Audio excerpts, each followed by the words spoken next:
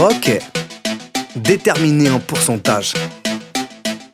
Comment trouver un pourcentage avec des nombres représentants la quantité totale et la quantité qu'on prend. On va prendre un exemple, 30 élèves en 5ème set. Et on va dire que sur les 30, y'en a 6 qui ont des lunettes. Ça fait donc 6 élèves sur 30 qui ont des lunettes. La fraction, 6 sur 30, ça appelle la proportion. Savoir ce que ça représente en pourcentage, c'est ce qu'on veut. Divise 6 par 30, ça fait 0,2. Et maintenant tu multiplies ce 0,2 par 100, ça fait 20, c'est fini. Y'a donc 20% d'élèves qui ont des lunettes. C'est comme ça que ça marche. Multiplie ta proportion par 100 et t'as ton pourcentage. Si tu prends une quantité d'une quantité totale que peut-être bien représentée en pourcentage, tu divises cette quantité par la quantité totale, multiplie par 100, ça y est, t'as ton pourcentage. Sinon tu construis un tableau de proportionnalité et sur la ligne du haut tu mets ta quantité, puis tu mets la quantité totale sur la ligne du bas. Tu mets 100 juste à côté et t'appliques ta règle de 3.